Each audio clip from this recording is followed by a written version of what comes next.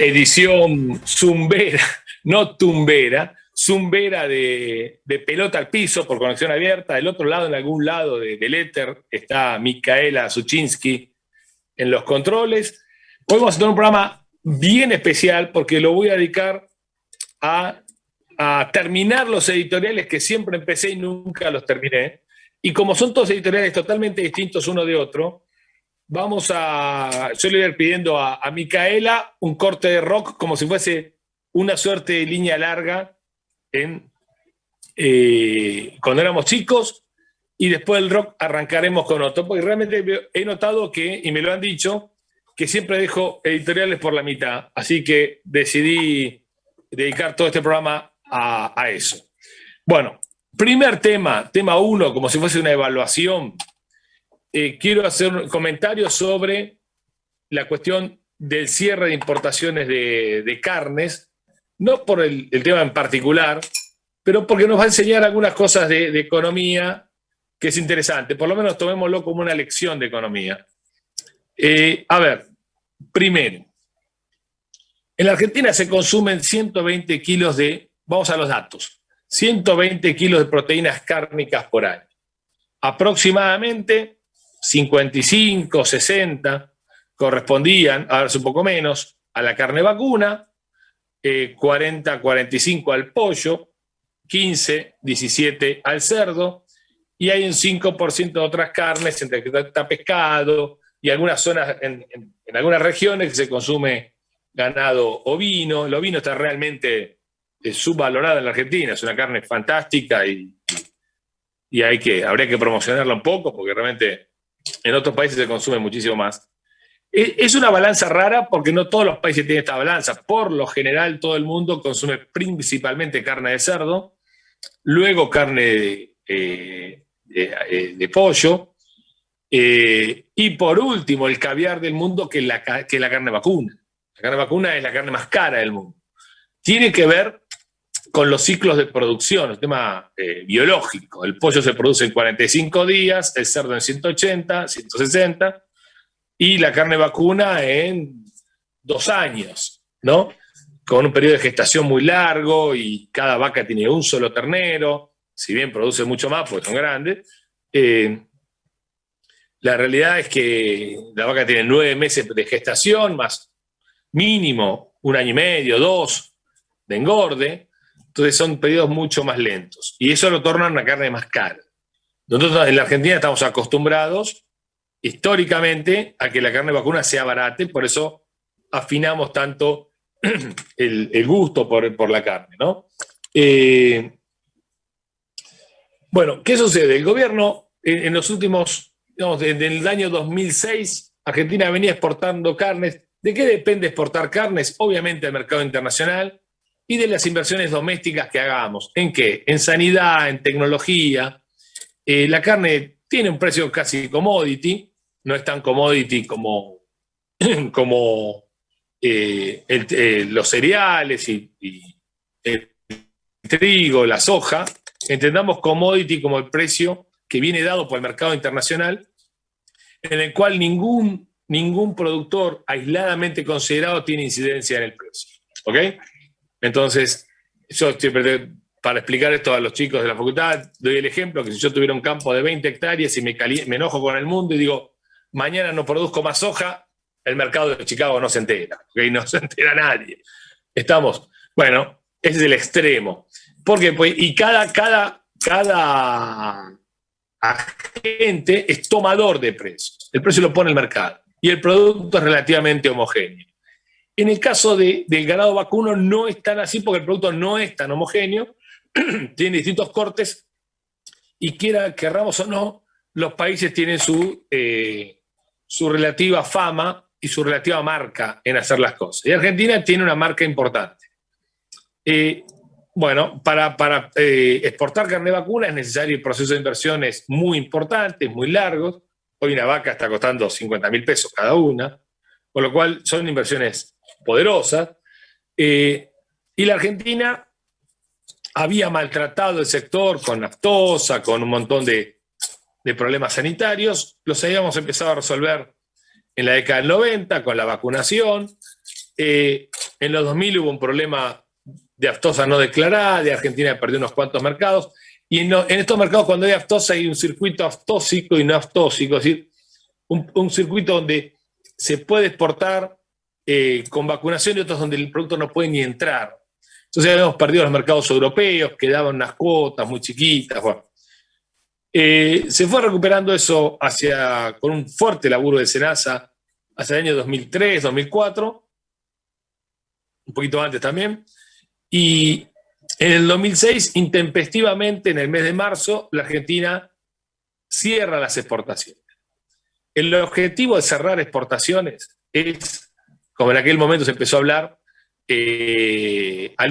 abastecer la mesa de los argentinos. El gobierno tiene, el peronismo, no digo el peronismo en general, pero bueno, por lo menos el kirchnerismo tiene esta visión de que o exportás o consumimos localmente. Tiene esa visión de ventana, de frazada corta, que la producción sirve solamente para uno de los dos objetivos, o exportación o consumo local. Es una falsedad absoluta, ¿no? Porque Argentina le da el cuero para producir, para exportar y para consumir, exportar mucho y consumir mucho. Pero bueno, así no lo entienden. Se suspendió de un día para otro, se suspendió en el mes de marzo del 2006. Argentina, un gran consumidor que tiene Argentina, por gusto, porque nos respetan, porque respetan nuestra calidad, es Alemania. En el mes de junio, julio se jugaba el Mundial y Argentina desabasteció a restaurantes, hoteles y distribuidores alemanes de carne. Eso en el mercado privado no se hace. Lo haces y lo pagás. Nos pasa a nosotros cuando por X motivo desabastecemos a un cliente y nos la cobran históricamente. Entonces, ahí ya perdimos reputación, costó, después voy a mostrar que cuesta muchísimo recuperar los mercados externos, los clientes se enojan, te mandan último en la fila, y Argentina empezó a ser, sin querer, el principal ministro de Agricultura de países vecinos como Uruguay, Paraguay y Brasil, 3 países que ni figuraban en el mapa. De hecho, ¿qué pasó a partir del año 2006? Los frigoríficos argentinos empezaron a perder valor y lo compraron brasileros. Entonces, yo no tengo nada contra la extranjerización de las producciones, pero quienes tienen algo en contra de eso, sepan que subsidiaron sin querer la compra, la extranjerización de frigoríficos argentinos y pasaron a mano de empresarios brasileños. ¿Ok? Esto se restituyó en la época de Macri. Macri cuenta en alguna anécdota, qué sé yo, que Angela Merkel le dijo varias veces: me dejaste sin carne en el Mundial. Esto es el año 2015, pasó el Mundial 2010, 2014, y les quedaba la sangre en el ojo que Argentina la había desabastecido. Y Macri le contestó: no, pues yo no fui presidente. No, pues fue tu país, campeón. No importa quién era el presidente. O sea, vos eras parte de ese país y listo. El mundo no se fija en la interna de Tristán Suárez. Eso nos fijamos nosotros, ¿ok? Y la verdad que los cambios presidenciales para el mundo son la interna de un equipo de ascenso.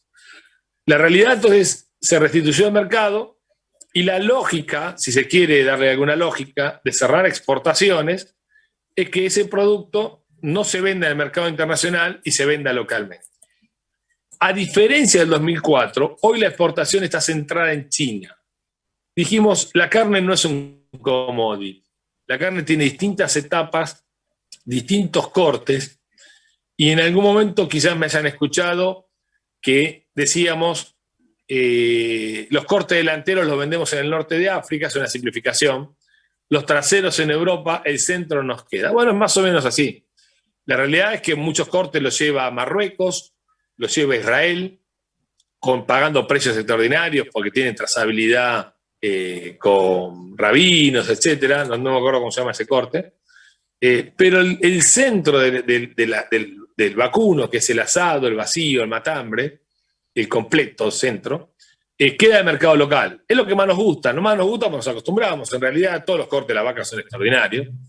Pero nos gusta, le tomamos el gusto, lo sabemos hacer. Y la forma de que sea barato es que el resto sea caro. Porque en el vacuno, como en el cerdo, como en los pollos, como en toda la actividad manufacturera, tiene un enorme valor lo que se llama el recupero, o lo que sería el accesorio al principal. Entonces, en una fabricación de muebles, la madera sirve para hacer muebles y, de acuerdo a las medidas que uno pida, tiene desperdicios. Si esos desperdicios valen cero, el costo de comprar la madera entera la va a pagar el principal, que es el mueble. Por eso muchas veces les habrán pasado que algún carpintero le dijo, no, pero si lo haces de tal manera, tenemos menos desperdicio y te sale más barato. ¿Por qué eso sucede? Porque lo que tiro lo tengo que cargar al costo del principal. En el caso de la exportación vacuna, no se tira, porque la comida no se tira, pero los chinos le dan alto valor a productos que nosotros no consumimos. Es lo que en la terminología de los mercados ganaderos se llama vaca vieja, vaca de recupero, vaca conserva, ¿ok? Que son vacas con 4 o 5 pariciones que ya no tienen posibilidad de engordar y sus músculos ya están duros, ¿no? Y nosotros, el consumidor argentino, no lo quiere, ¿ok? Un segundito. No lo quiere. Ahí estamos. No lo quiere, ¿ok? Entonces, ese corte, esas vacas, los chinos sí la valoran. La cocinan de una determinada manera y le dan valor, la hacen tierna, la cocinan muchas horas, no sé cómo es, y la pagan muy bien. El alto valor del recupero hace que el principal valga menos. Por eso cuando cortaron la exportación, lo primero que pasó, la carne vacuna subió 5 pesos y ahora subió 20. Y eso se va a trasladar en el mostrador la semana que viene. Con lo cual la medida es torpe desde el punto de vista del objetivo que quisieron, que era abaratar. Porque no saben, porque van mal al mercado. Segundo, es torpe desde el punto de vista de las señales. Las señales que dan es para fabricar menos, no para fabricar más. Para una explotación agrícola a la cual la inversión que hizo para exportar a China de un día para otro te baja a cero o te baja muchísimo y te obligan a reventar planteles, ese tipo no entra más en el mercado. Es casi un default. Es como un default a un tenedor de bonos de Luxemburgo. El tipo se desanima y no quiere comprarte más bonos. ¿Ok? Entonces, esa medida en el largo plazo tiene efectos secundarios siniestros. Y también tiene efectos por expectativa. Definamos expectativa. Expectativa es la percepción de lo que creemos que va a pasar en el futuro. Entonces, otros mercados, otros sectores, como el porcino, digo ligados, puedo decir no ligados, los pollos, van a decir, si le prohibieron a los vacunos, ¿por qué no le van a prohibir mañana al porcino y el pollo? Con lo cual, la propensión a invertir te baja. ¿Por qué? Porque te aumenta la percepción del riesgo. A más riesgo, menos inversión.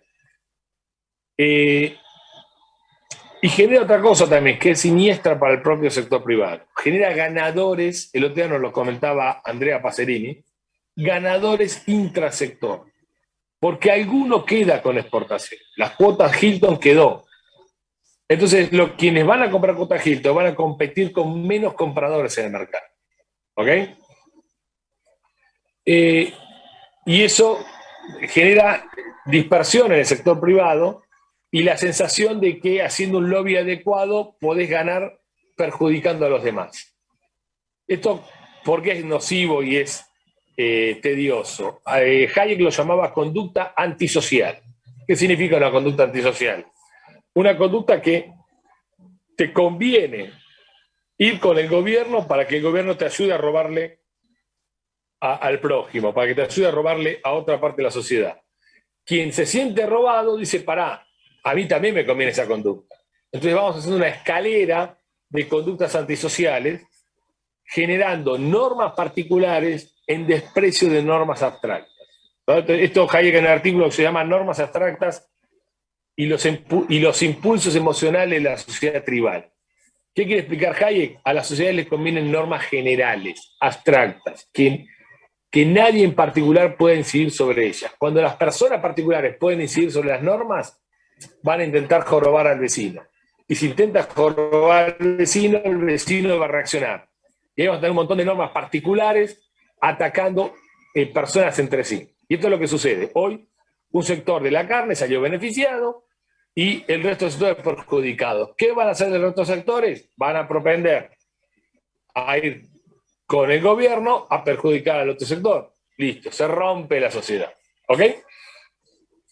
Esto es interesante, primero para ver, me gustaba contar este caso, porque es lindo ver cómo artículos muy teóricos, muy abstractos de Hayek, de Adam Smith, se ven en la realidad, ¿no? Y son absolutamente reales.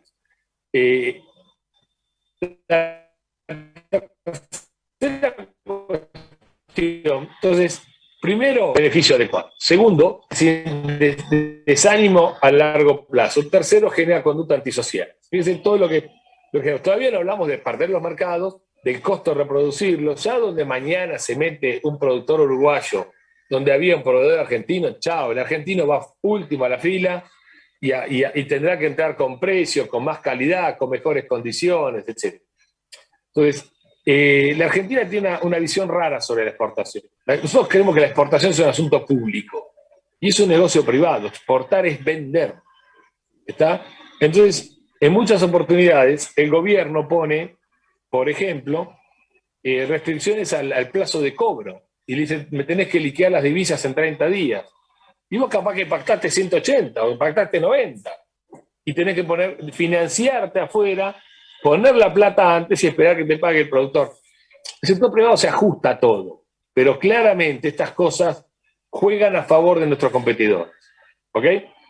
El gobierno apela a medidas particulares. Siempre que hablas con el gobierno te dicen, tráeme el caso concreto. Ellos prefieren resolver casos concretos cuando intentan a normas abstractas. ¿Por qué? Porque la norma abstracta los limita. El caso concreto les da poder. Si yo voy mañana con un caso particular de mi fábrica y me lo resuelven, yo soy independiente del Estado. Ahora, si el caso concreto de mi fábrica lo resuelvo con una norma abstracta, no le debo nada al gobierno, le debo la norma. Por eso estos gobiernos son esencialmente anticonstitucionales. La Constitución les molesta, le es un freno, le actúa como freno, que realmente se hizo para eso. Bueno, ¿cómo sigue el tema de las carnes? El sector, obviamente, decretó un paro. Yo creo que esto el gobierno va a reflexionar, porque si no, hay dos caminos y los dos conducen a una misma conclusión, que es continuar la restricción y, por el lado de los productores, continuar los paros. ¿Por qué? Porque en 30 días un productor puede retener la hacienda. Engordará un poco más, hablarás con el proveedor, con el cliente, dirás, bancame, va en el próximo barco. Son cosas que todavía se manejan dentro del sector privado.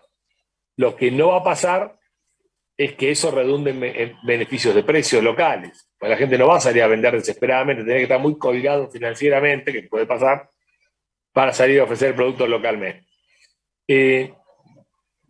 Conclusión, el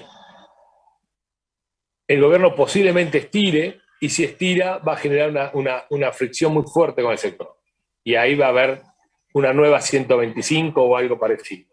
Por eso creo que el gobierno no se animará, no sé, el gobierno es bastante impredecible, no impredecible, irracional, porque lo más predecible es que se dejen de jorobar, pero bastante irracional. Quizás se anime, quizás se le haga dura, los halcones dupliquen la oferta. Hay que ver cómo le mide la medición. Ya vi unos spots de la Cámpora a favor de la conflictividad, así que puede ser que suceda. Pero en tal caso tendremos un escenario muy hostil y en el mediano y largo plazo realmente muy complicado. Entendamos una cosa y con esto cierro. El cierre del 2006 fue hace exactamente 15 años. Quiere decir que un productor que en el 2006 tenía 30 años, hoy tiene 45. En su vida útil, ya el gobierno le cambió la regla de juego 2 veces. ¿Cómo lo convences para que dentro de los próximos 15 años siga invirtiendo? sea, el tipo se cansa, se agobia y se van.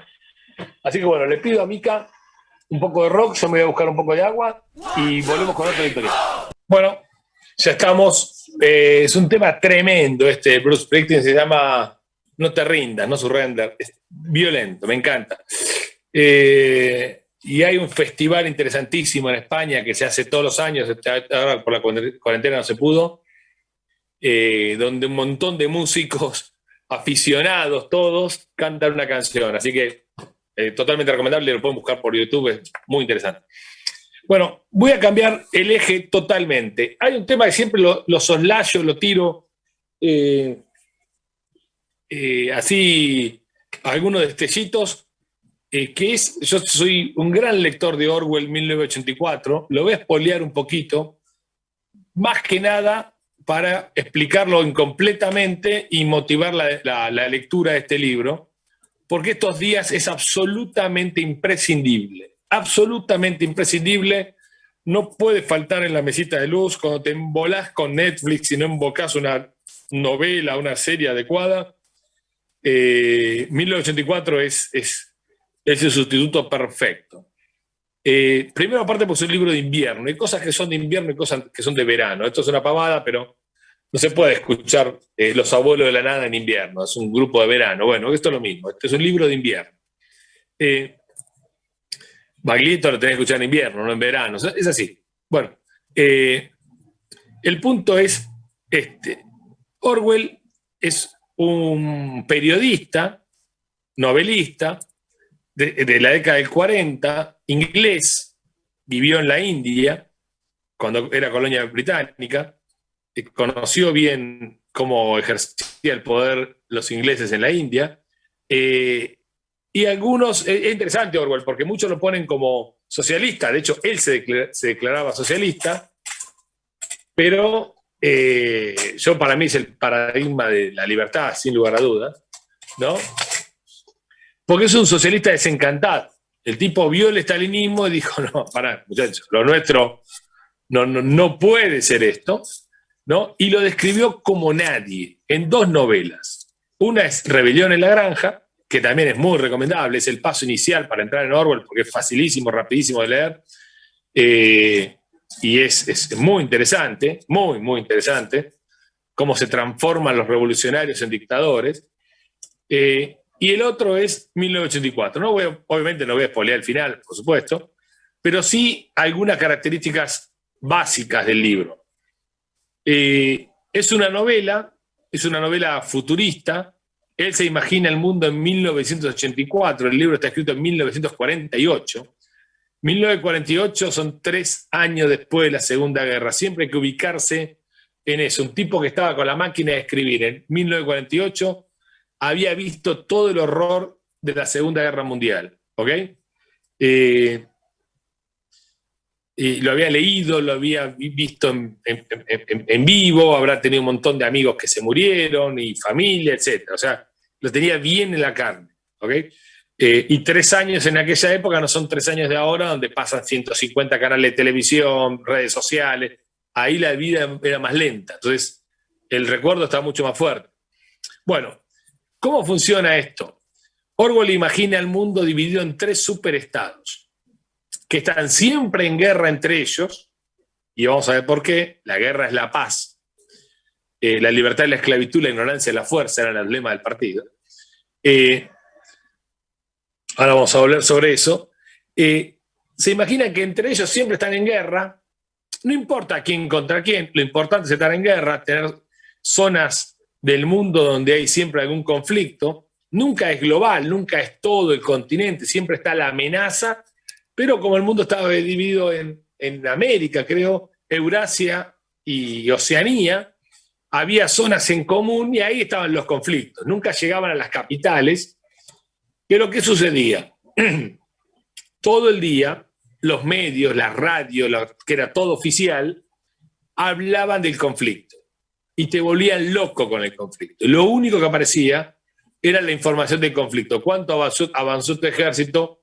¿Cuánto avanzó el ejército del enemigo? Los temores que te daba, los horrores que hacía el enemigo con nuestros soldados. etcétera, ¿no? Eso obviamente, imagino, muy inspirado en los 3 años, en la Segunda Guerra, lo que vivió la propaganda de cada bando contrincante, ¿no? Pero con eso entretenía.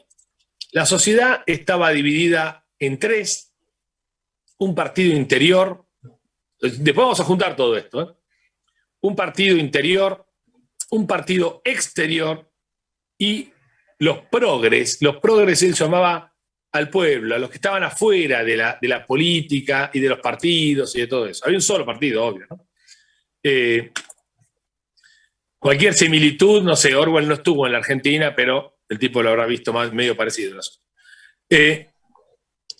Y los progres no cuentan, no existen. Para él, para estas sociedades, los progres había que darle los alimentos básicos con tarjeta de racionamiento, canciones repetidas, sorteos de lotería y información de la guerra. Tienen que estar lo debidamente asustados. ¿Ok? Yo les pido que a medida que voy hablando hagan las asociaciones con la realidad, porque me parece tan increíble. Yo cuando daba clases le decía a los chicos, los libros de economía son optativos, Orwell es obligatorio. ¿Ok? Entonces, de vuelta, ¿qué le damos a los pobres? Canciones pegadizas, ¿no? Alimentos con racionamiento, sorteos de lotería e información de la guerra. Eso te invade. Había telepantallas en todas las esquinas, había telepantallas en algunas casas, había como televisores, ¿no? Que eran ida y vuelta. Por eso de ahí viene después esta serie medio funesta de Gran Hermano, pues lo ponían como algo divertido y era algo siniestro, que el Estado te vigile todo el día tus movimientos, ¿no? Y después estaba el partido exterior, que eran las burocracias inofensivas, podríamos decir los militantes, tipos que eran fanáticos del partido, ¿cómo es? Y burócratas medios, entre ellos el protagonista de la novela. Y después está el partido interior. El partido interior eran los tipos que cocinaban el bacalao, eran la minoría. Y todos comandados por el Gran Hermano. ¿Qué era el Gran Hermano? Eso, el Gran Hermano. Una figura mítica que nunca se equivocaba, que te cuidaba, el Gran Hermano te protege, el Gran Hermano te vigila. Yo me da piel de gallina describir esto. Es muy impresionante. El Gran Hermano el lema era, el Gran Hermano te protege, el Gran Hermano te vigila. ¿Ok? Todo lo que, cualquier parecido es tan estrambótico, es tan demente lo que nos está pasando. ¿Y qué era Gran Hermano? Era carteles de un hombre con una pinta bonachona. Orwell lo describe muy parecido a una versión amigable de Stalin, ese Stalin de sonrisa, con bigotes anchos, ¿no? Orwell era medio trosco, pero no importa eso. El punto es que lo describe como un bonachón, como un abuelo que te protege y te vigila, ¿ok? Y que siempre tenía razón. El protagonista se llamaba Winston Smith, no sé por qué, y era un burócrata exterior, era un miembro del partido exterior, era un oscuro empleado de oficina cuya función era manejar un habla-escribe. Habla-escribe era un aparato que él le hablaba y escribía, ¿ok? En lugar de una máquina de escribir. Se lo imaginó el tipo. Recién ahora aparece esa cosa. ¿Y cuál era la función? ¿Qué es lo que tenía que redactar? Tenía que redactar el pasado. El Gran Hermano decía, o el Partido Interior decía, el que controla el pasado controla el presente, el que controla el presente controla el futuro. Esa frase la van a leer 10 veces en el libro. Había que reescribir el pasado. Y los ejemplos eran muy concretos. El Gran Hermano había dicho que la producción de cacao iba a ser de 1 millón de toneladas y fue de 800.000. El Gran Hermano siempre dijo 800.000. Había que reescribir libros, revistas, grabaciones de radio del pasado. El Gran Hermano no se equivocaba nunca. El Estado no se equivoca. Nos equivocamos nosotros. ¿Ok? El Estado no. Entonces, Había que ir hacia el pasado y reescribir todo. ¿Ves que el Gran Hermano tiene razón? Si estábamos en guerra, esto era en Eurasia, que era Europa con Asia Central. Si Eurasia, que era este país, estaba en guerra con Oceanía y dejó de estar en guerra, ahora está en guerra con América, siempre estuvo en guerra con América. Siempre. ¿Ok? Entonces había que reescribir el pasado. Fíjense cuánto parecido con la realidad, con lo que podemos decir el revisionismo educativo hoy en la Argentina, ¿no? Donde se está reescribiendo todo el pasado. Paca Paca es orwelliano en estado puro. Es ¿cómo se llama? El hablescribe de Orwell, de Winston Smith. Y después tenía 3 lemas el Partido Socialista Inglés lo llamaba, el INSOC. 3 lemas. La guerra es la paz, la libertad es la esclavitud y la ignorancia es la fuerza. La ignorancia es la fuerza. Hoy estamos sin colegios. La ignorancia es la fuerza. La libertad es la esclavitud. ¿Querés estar libre? Quédate en casa. Guardate. Eso es la libertad. Yo estoy enloquecido. Y la guerra es la paz. ¿Cómo se garantizaba la paz? Y acá en algún momento lo explica y me parece impresionante. Había que estar en guerra permanente. Orwell, sin querer, da una lección de microeconomía, yo siempre lo ponía como ejemplo en micro, da una lección de microeconomía estupenda, extraordinaria. Porque nosotros, los economistas de mercado, decimos que los salarios dependen de la capitalización, de las máquinas que están a disposición del trabajo. Los salarios, esto lo decimos nosotros, no Orwell, los salarios dependen, el nivel de salarios dependen de cuántas máquinas a disposición tiene el trabajador. Un trabajador con la mano tiene una productividad marginal menor que un trabajador con una pala, que tiene una productividad marginal menor que un trabajador con una retroexcavadora. Entonces, cuanto más máquina, la productividad marginal es mayor. El salario va a ser igual al valor del producto por la productividad marginal. Es decir, cuánto vale lo que produciste por cuánto produciste. ¿Ok? O produjiste, perdón, ese verbo es complejo. Y Orwell dice que la guerra garantiza la paz porque la guerra implica necesariamente la destrucción de capital. Estar en guerra permanente significa fabricar cosas para que después algún chango las rompa. Un misil explote y rompa un edificio, rompa una fábrica, o fabricás aluminio para que explote como vaina de una bala o vaina de un misil o de lo que sea. Acero, aluminio, todo eso. Entonces, el objetivo de la guerra es destruir el capital. Porque si el capital no se destruye, incrementa salarios. Y si incrementa salarios, deja de gobernar el partido interior y el exterior. Porque el progre ya no se va a conformar con la canción pegadiza, ni con el sorteo de lotería, ni con información sobre la guerra. ¿Ok? Ni con la tarjeta de racionamiento. A tener más niveles de salario, se va a educar y va a decir, pará, acá me falta algo, me falta democracia. Se va a acordar lo que pasó en el pasado. ¿Ok? Recordemos que progre para Orwell era la parte más baja de la sociedad. Entonces, la guerra es la paz porque la guerra garantiza la paz. ¿En qué sentido? En que destruye capital. Si destruyo capital, no se me revelan las masas, no se me revela nadie.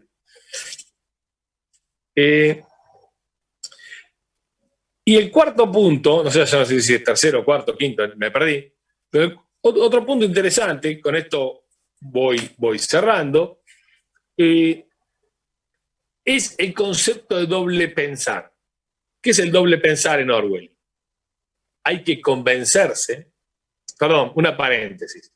El partido exterior y el interior tenían por semana los 2 minutos de odio. ¿Qué eran los 2 minutos de odio?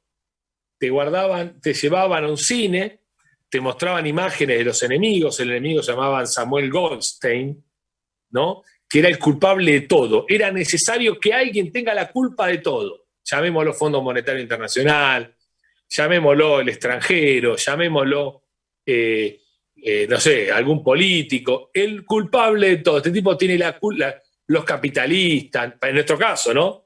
Los oligarcas, los empresarios, ellos tienen la culpa de todo lo que sucede. Todo lo que sucede, la culpa son estos 5 tipos. ¿Ok? En este caso, el culpable era Samuel Goldstein. Si había una sequía, él había provocado la sequía. Si había una inundación, él había abierto la canilla en algún lado. ¿Ok? Entonces, eso daba un consuelo muy fuerte a la sociedad, que las frustraciones la tenía culpa a otro. ¿Ok? Por eso estos regímenes autoritarios siempre buscan algún chango con cara de culpable para echarle la culpa de todo. ¿Y cuál era el sentido de los 2 minutos de odio? Ir a escrachar al enemigo, ir a escrachar, a desahogar toda tu ira, tu bronca, tu frustración, tirándole cosas a la pantalla, insultándolos. En esos 2 minutos tenías que insultar, putear, descargar toda la bronca. Salías tranquilo y volvías a trabajar. Eso, los miembros del partido interior y del exterior, todas las semanas tenían que ir. La otra institución importante era el doble pensar. Doble pensar en Orwell significaba que 2 cosas al mismo tiempo contradictorias podía verlas al mismo tiempo verdaderas. ¿Ok? 2 cosas pueden ser verdaderas aún siendo contradictorias. No es que te tenés que engañar. Da el ejemplo de 4 y 5 dedos. No es que te tenés que engañar. Acá no hay... ¿Cuántos dedos hay? 4. 4, 5. Tenés que ver 4 cuando yo muestro 5. Tenés que ver 5 cuando yo muestro 4.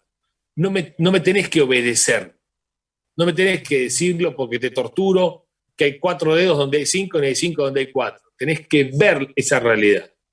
¿Ok? Entonces hoy escuchamos, libre de cuerpo, que dicen, estamos todos vacunados, vienen 1 millón de vacunas, hay 45 millones de habitantes, uno es menos que 45, pero estamos todos vacunados.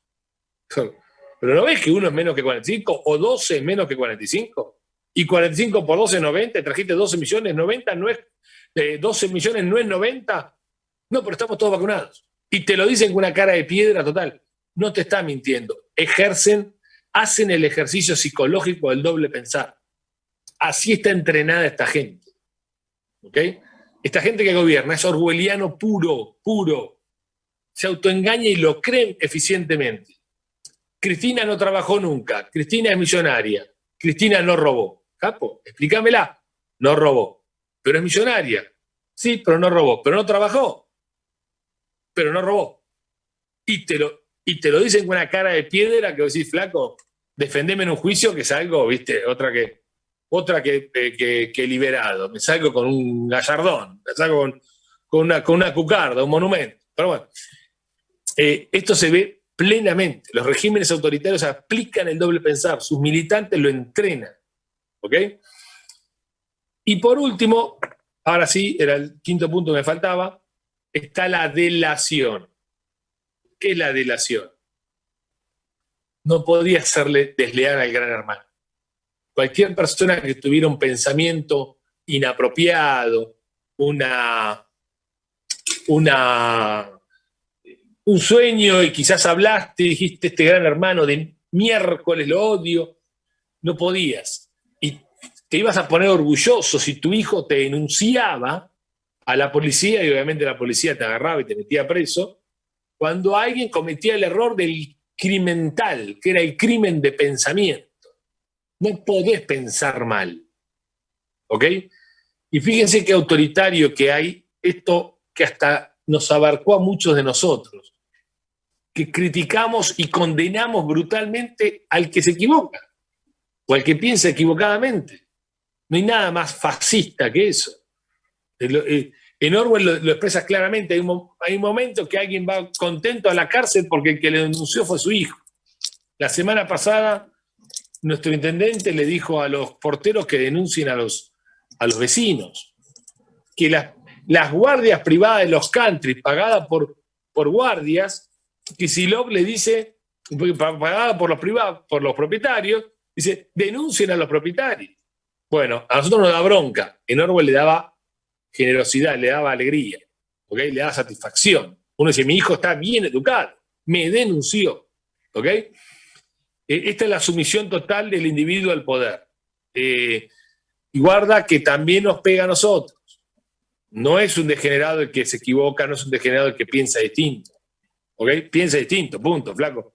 El origen del liberalismo es, detesto lo que decís, pero daría mi vida por defender tu derecho a decirlo. Pero detesto lo que decís, sí, por supuesto, pero por tu derecho a decirlo doy mi vida, ¿ok? Entonces, eso para mí es el dicho el adagio que me hizo liberal. Pero bueno, hay gente que no lo ve. El punto entonces, Orwell es obligatorio, muchachos, no nada es obligatorio, es una sugerencia de onda con la mejor de las ondas. 1984, es el libro más barato de la librería. Hasta tengo ganas de hacer un sorteo entre los oyentes si tienen ganas, porque realmente es muy, muy interesante. Si alguno tiene dificultad en conseguirlo, @lacha, yo le busco la forma. Y vamos a otro rock y volvemos con un mini editorial y chao. Bueno, ya estamos de vuelta, ¿no? ¿Estamos de vuelta? Sí.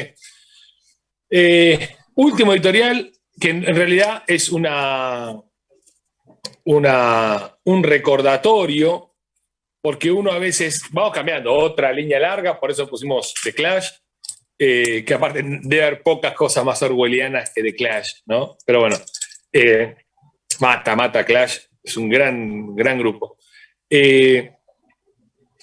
Yo quiero hacer una línea larga, tema, una agenda de reformas.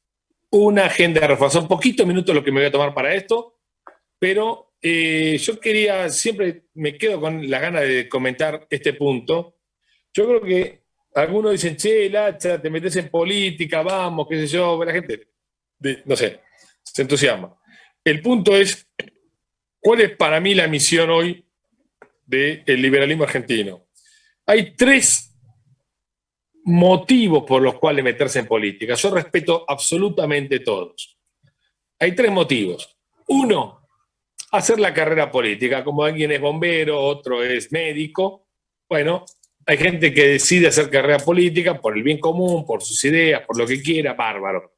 Carrerita, arranca de concejal, diputado, senador, llega, etc. Bárbaro, perfecto. Hay otro que lo hace por su ego personal, porque mide circunstancialmente y quiere ser candidato, me parece impecable, perfecto, fuera de cuestionamiento. ¿Tá? Y hay otro que lo puede hacer solamente con un fin táctico, ¿no? Que puede ser transformar la realidad. ¿Ok? Ahora, ¿los 3 casos son compatibles? Por supuesto son compatibles, seguramente. ¿Ok? En el caso 1, yo creo que no hay tiempo. Quien quiera, para compatibilizar, quien quiera transformar la realidad e inicie la carrera política de a poco, no sé, me da la sensación, o yo, por lo menos Lacha, no tiene ese tiempo.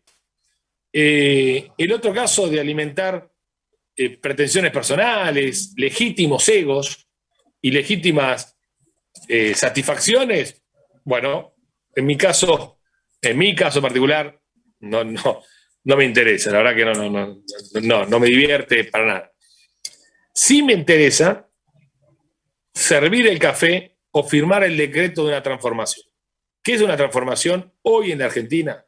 A mi criterio, es una transformación de 2 vías, micro y macro a la vez, todo junto un día. Yo a veces en Twitter digo eso en los primeros 10 minutos, no es solamente un ejemplo, tiene mucho de realidad. Una transformación microeconómica, una transformación macroeconómica a la vez, en el mismo momento. Toda la carne al asador, es ganar o morir, es un tiro de una sola bala. Y la transformación microeconómica tiene, para mi punto de vista, 4 renglones fundamentales. Los nombro ahora rápido, a ver si vamos a llegar medio justito. Es un cambio de base del sistema impositivo, no reformar el que está, cambiarlo. A partir de mañana los impuestos son estos, y no son honestos, son estos otros. Y el pase de un sistema a otro es a través de un mecanismo de puente fiscal, y vamos a blanquear los flujos, no solamente los stocks. Vamos a hacer un waiver fiscal para todo el pasado. Todo esto a la vez anunciado de un día para otro, y pasar de 170 a 6 u 8 impuestos, no más, de una estructura para que se me cae el teléfono, mirá, se caen los impuestos, cae el teléfono. Una estructura tributaria totalmente afín y apegada a que sea compatible con el sector privado. Vamos a ir a la estructura impositiva que el privado puede pagar. La recaudación será una resultante. Quédense tranquilos que una estructura impositiva racional recauda el 30% del PIB de entrada, o sea que no es que se van a quedar sin guita los chicos, y que menos impuestos recaudan más. Así que en eso estamos todos me tiene sin cuidado la situación fiscal.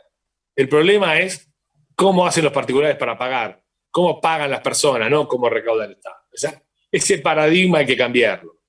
2, una desregulación plena en la economía, y cuando digo plena es abolir en minutos sandeces tales como permisos, sandeces tales como requerimientos previos para abrir un negocio. Cambia el paradigma, y al cambiar el paradigma se hace muy fácil. Todo lo nuevo, todo lo incremental tiene que tener un requisito básico de seguridad, de higiene, normas básicas que el Estado las da por cumplidas y tiene que demostrar que no se cumplen. Entonces vos tenés un vademecum para cumplir. El matafuego a tal altura, los tableros de tal característica, los cantos en los casos de alimentos, los zócalos redondos, etcétera. 100 millones de, no, 100 millones no, 4, 5, 10, 20 de esas restricciones. Si el inspector verifica que no se cumplen, clausura. Si se cumplen, sigue. Pero nadie le pide permiso a nadie.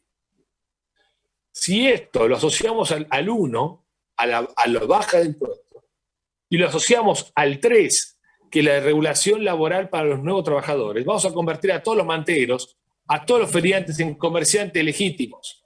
Y a los comerciantes le vamos a sacar una traba y una carga y una mochila total. Y ahí el comercio va a ser de competencia sana, ¿ok? Y no de competencia desleal, como es ahora. Y cuando digo sacar todas las quintas, vamos a sacar todas las quintas de escribanías, las quintas de la BTV, las quintas de los registros automotor. En cualquier país del mundo, registrar la propiedad de un auto cuesta 1, 2, 10 dólares. En Argentina cuesta el 10% del valor del auto. Chao, vuela eso. Eso sí, va a volar un día para otro con una aplicación tipo Cuidar, que se puede llamar Autar o vender autos, o como quieran ponerle de aplicación, y chao. Y eso se puede hacer, la tecnología lo permite, ya está todo inventado. Vamos a Nueva Zelanda, vamos a Estados Unidos, ya se inventó. Vamos a ver cómo se hace, en 2 días lo tenemos hecho. Y la cuarta es una reestructuración total de la deuda de los trabajadores, de la deuda de los monotributistas, los autónomos y de las empresas, ¿ok? Con sistemas de seguros, con sistemas de garantías estatales. Se le puede buscar la forma. Cuando hay voluntad sobran los recursos. Cuando no hay voluntad sobran las excusas. Bueno, estas 4 cosas parte de la reforma micro. La reforma macro, obviamente, va a ser un sistema de competencia de monedas, un ajuste fiscal por el lado de la obra pública para privatizarla y de la baja del gasto por el lado de eliminar ineficiencias y filtraciones, como las llaman. Bueno, yo creo que Mica ya está por poner Ramones. Si suena Ramones, Lacha se tiene que ir, no puede quedarse. Y creo que ya estamos. Vamos.